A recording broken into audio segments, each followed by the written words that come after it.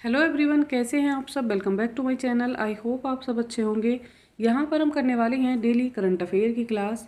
अगर आप चैनल पर नए हैं और आपने अब तक वीडियो नहीं देखी है तो जाइए चैनल को सब्सक्राइब कीजिए और प्लेलिस्ट में जाकर वीडियो को देख लीजिए। ये क्लासेस आपके लिए काफ़ी हेल्पफुल रहने वाली हैं। तो चलिए शुरू करते हैं आज की क्लास। देख लेते हैं क्या है कुछ खास। क्वेश्चन नंबर 1 में दिया है, म्यांमार में भारत के नए राजदूत के रूप में किसे नामित किया गया है। तो कौन बने हैं म्यांमार में भारत के नए राजदूत, क्या नाम है उनका। राइट आंसर हो जाएगा यहाँ पर अभय ठाकुर। ऑप्शन नंबर जो ए है ये करेक्ट हो जाएगा। म्यांमार में भारत के नए राजदूत के रूप में अभय ठाकुर को नामित किया गया है। चलिए अब जान लेते हैं इनके बारे में। अनुभवी राजनयिक अभय ठाकुर को हाल ही में म्यांमार में भारत का नया राजदूत नियुक्त किया गया है। अभय पिछले साल भारत की G20 अध्यक्षता के दौरान वार्ता का मार्गदर्शन करने वाली टीम के प्रमुख सदस्य थे। अभय भारतीय विदेश सेवा IFS के 1992 बैच के अधिकारी हैं। तो ये कौन से बैच के अधिकारी हैं। ये 1992 बैच के एक अधिकारी हैं और वर्तमान में विदेश मंत्रालय में कार्यरत हैं। ये हैं भारत के IFS अधिकारी जो बने हैं म्यांमार के राजदूत। यहाँ पर राइट आंसर हो जाएगा अभय ठाकुर। चलिए देख लेते हैं question number next. Question number 2 में दिया है, CCI द्वारा अनुमोदित लामको अमरकंटक पावर लिमिटेड का अधिग्रहण किसने किया है। तो ये किसके अधिग्रहण में चली गई है। Right answer option number B हो जाएगा, अडानी पावर लिमिटेड। हाल ही में CCI द्वारा अनुमोदित लैंको अमरकंटक पावर लिमिटेड का अधिग्रहण अडानी पावर लिमिटेड ने किया है। चलिए जान लेते हैं इसके बारे में। भारतीय प्रतिस्पर्धा आयोग, जिसको बोला जाता है CCI, ने अडानी पावर लिमिटेड द्वारा लैंको अमरकंटक पावर लिमिटेड के 100% अधिग्रहण को मंजूरी दे दी है। तो कितने प्रतिशत अधिग्रहण ये करेगा। ये 100% अधिग्रहण इसका करेगा। लैंको अमरकंटक थर्मल पावर उत्पादन से जुड़ी हुई कंपनी है। भारतीय प्रतिस्पर्धा आयोग भारत में मुख्य राष्ट्रीय प्रतिस्पर्धा नियामक है। तो ये किससे जुड़ी हुई है। ये थर्मल पावर प्लांट से जुड़ी हुई है। यहाँ पर राइट आंसर क्या हो जाएगा। राइट आंसर है यहाँ पर अडानी पावर लिमिटेड। चलिए देख लेते हैं question number next. Question number 3 में दिया है, हाल ही में जिनेवा में अंतर संसदीय संघ की 148वीं बैठक में भारतीय प्रतिनिधिमंडल का नेतृत्व किसने किया है।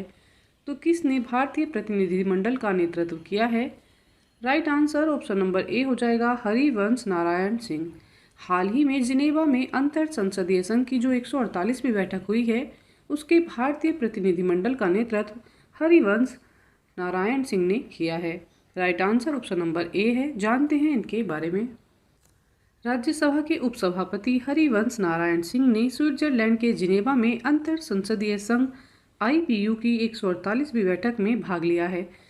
जो हरिवंश नारायण सिंह हैं ये क्या हैं। ये राज्यसभा के उपसभापति हैं।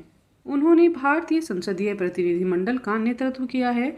अंतर संसदीय संघ राष्ट्रीय संसदों का एक अंतर्राष्ट्रीय संगठन है। इसकी स्थापना 1889 में हुई थी। कब हुई थी इसकी स्थापना। 1889 में। और जो ये हरिवंश नारायण सिंह हैं ये उपसभापति हैं, ये आपको ध्यान रखना है। चलिए देखते हैं question number next. Question number 4 में दिया है, हाल ही में पैरा पावर लिफ्टिंग विश्व कप में 59 किलोग्राम युवा वर्ग में स्वर्ण पदक किसने जीता। तो किसने पैरा पावर लिफ्टिंग में 59 किलोग्राम युवा वर्ग में स्वर्ण पदक जीत लिया है। Right answer option number C हो जाएगा, विनय। हाल ही में विनय ने पैरा पावर लिफ्टिंग विश्व कप में 59 किलोग्राम युवा वर्ग में स्वर्ण पदक जीत लिया है। चलिए जान लेते हैं इनके बारे में। मिस्र में आयोजित पैरा पावर लिफ्टिंग विश्व कप में भारत के विनय ने शानदार प्रदर्शन किया।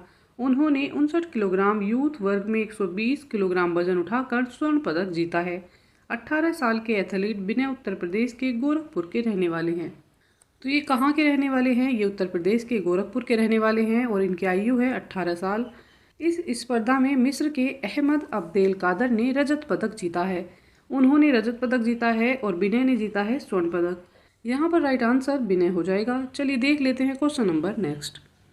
क्वेश्चन नंबर 5 में दिया है, हाल ही में राष्ट्रीय जांच एजेंसी का प्रमुख किसे नियुक्त किया गया है।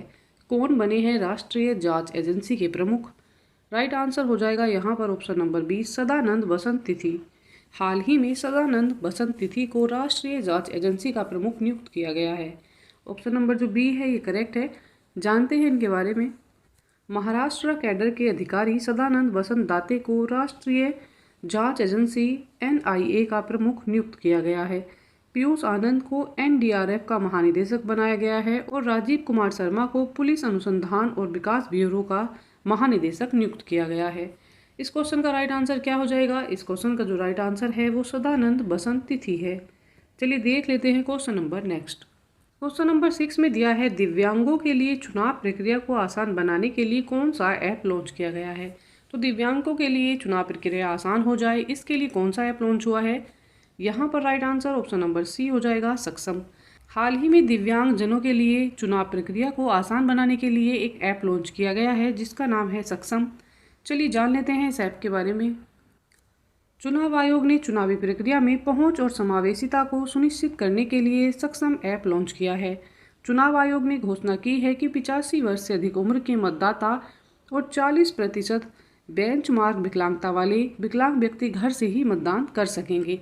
तो इन व्यक्तियों को घर से ही मतदान करने की सुविधा प्रदान की जाएगी जिनकी आयु 85 वर्ष है और जो शारीरिक रूप से विकलांग है और उनकी विकलांगता 40% होनी चाहिए। यहाँ पर राइट आंसर क्या हो जाएगा? राइट आंसर है सक्षम। इस ऐप का नाम है सक्षम। इसी के साथ आज की ये करंट अफेयर की क्लास यहाँ कंप्लीट होती है। आई होप ये क्लास आपके लिए काफ़ी हेल्पफुल रहने वाली है। अच्छी तैयारी के लिए साथ में बने रहिएगा। चैनल को लाइक शेयर एंड सब्सक्राइब कीजिएगा।